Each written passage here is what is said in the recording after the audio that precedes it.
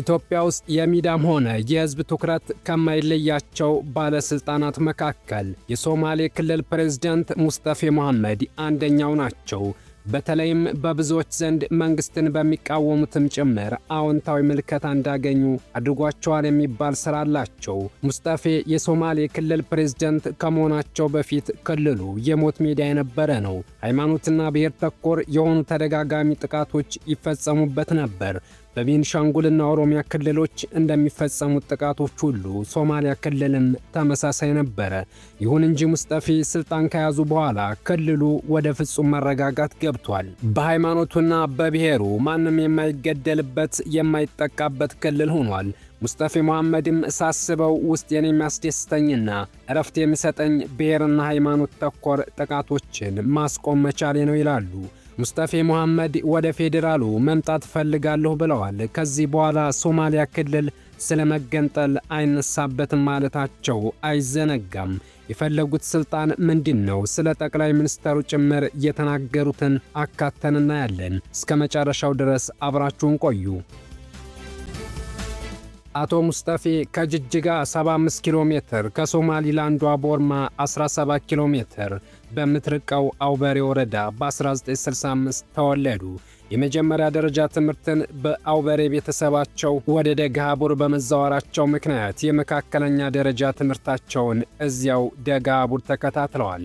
የማትሪክ ፈተናን 4 ነጥብ ሁሉንም ትምህርት አይነቶች ኤ በማምጣት አዲስ አበባ ዩኒቨርሲቲ ከመግባታቸው በፊት የሁለተኛ ደረጃ ትምህርታቸውን በሐረር ከተማ መድኃኔዓለም ትምህርት ቤት ተከታትለዋል። አዲስ አበባ ዩኒቨርሲቲ በኢኮኖሚክስ በማዕረግ ከተመረቁ በኋላ በተለያዩ መንግስታዊ መስሪያ ቤቶች አገልግለው በግላቸው ተጻጽፈው በውድድር ባሸነፉበት ስኮላርሺፕ እንግሊዝ ሀገር ከሚገኘው ኢምፔሪያል ኮሌጅ ኦፍ ለንደን በአግሪካልቸር ኢኮኖሚክስ የማስተር ዲግሪያቸውን ሰርተዋል። ባለትዳርና የልጆች አባት ናቸው። ሙስጠፌ መሐመድ ከአብዲ ኢሌ አስተዳደር ጋር ተጋጅተው በስደት የተለያዩ የውጭ ድርጅቶች ከመስራታቸው በፊት በሶማሊያ ክልል በትምህርት ቢሮ ምክትል ኃላፊ በአብዱል መጂድ የመምህራን ማሰልጠኛ በዳይሬክተርነት አገልግለዋል። በኋላ ከተፈቱት አብዲ ኢሌ ጋር በመጋጨታቸው ምክንያት ከሀገር ሊሰደዱ ችለዋል። ከተሰደዱበት አምጥተው የሾሟቸው ጠቅላይ ሚኒስትር አብይ ስለመሆናቸው ሙስጠፌ መሐመድ ይናገራሉ። ሙስጠፌ ክልሉን ከያዙት በኋላ ግፋ ቢል ሰው እንዳይገደል አድርገዋል። በሃይማኖቱና በብሔሩ እንዳይፈናቀል እንዳይጠቃ አድርገዋል። በዚህ ምክንያት በብዙ ኢትዮጵያውያን ዘንድ ሊታወቁ ችለዋል። የሚወቀሱባቸው ፖለቲካዊ አስተሳሰቦች ቢኖሩም ክልላቸውን ከጥቃት ነፃ ማድረጋቸው ግን ዛሬም ድረስ ለቆሙበት ማንነት ጠቅሟቸዋል። ሙስጠፌ መሐመድ ከቢቢሲ ሶማሊኛ ጋር ባደረጉ ቆይታ የሶማሌ ሕዝብ ከኢትዮጵያ የመገንጠል አስተሳሰብ የለውም፣ ኢትዮጵያዊነትን አምኖ ለአንድነት እየሰራ ነው ብለዋል። እኔ ከመጣው በኋላ የሶማሌ ሕዝብ ድሮ የነበሩት ስሜቶች እየተቀረፉ በኢትዮጵያዊነቱ እያመነ መጥቷል ያሉት ሙስጠፌ በኢትዮጵያዊነቱ ሲያምን ደግሞ ይስሙላ ሳይሆን ከኢትዮጵያዊነት እጠቀማለሁ፣ ሰላም አለኝ፣ ልማት እየመጣልኝ ነው፣ ውክልና እየተሻሻለ ነው፣ የአገር ባለቤትነት እየተረጋገጠ ነው የሚል ስሜት አለው። ይህንን በክልሉ ያለው የሃይማኖት የብሔር መቻቻል በተግባር ያሳያል ብለዋል።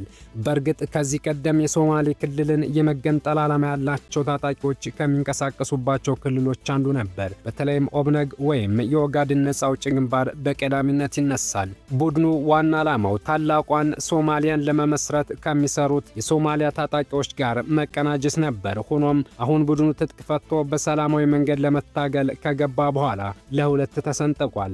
አንደኛው ጅጅጋ ውስጥ ሲሆን የተገነጠለው ከሀገር ወጥቷል። የሶማሌ ክልል አሁን ላይ ታጣቂ ከማይንቀሳቀስባቸው ጥቂት ክልሎች አንደኛው ነው። ሙስጠፌ ከዚህ ቀደም በሶማሌ ሕዝብ ዘንድ የነበረውን የተገንጣይነት መንፈስ አስቀርቻለሁ ብለዋል። ኢትዮጵያዊነትን አንዳንድ ሚዲያ ላይ እንደሚባለው አንድ አመራር ወይም የተወሰኑ አመራሮች ጥሩ ሰዎች ስለሆኑ ወይም ስላሉ አይደለም ያሉት ሙስጠፌ ሕዝብ ውስጥ ጭምር ያለ ስሜት ስለሆነ ነው። ኢትዮጵያውያንን አብረን መኖር አለብን፣ ሃይማኖትን ማክበር አለብን የሚል ስሜት መጥቷል ብለዋል። ዛሬ የመገንጠል ስሜት የነበረው ስሜት ቀርቷል ማለት ይቻላል ያሉት ሙስጠፌ ያውም በሶሻል ሚዲያ ዘመን ሚዲያ ላይ ስለመገንጠል የሚያወራ የለም ብለዋል። ለዚህም እንደ ምክንያት ያቀረቡት ደግሞ የሶማሌ ተወላጆች ወደ ፌዴራል መንግስቱ ስልጣን መምጣት መቻላቸው ነው ብለዋል። ምን ያክል ስልጣን በሶማሊያ ተወላጆች እንደተያዘም ዘርዝረው ማሳያ አድርገውታል።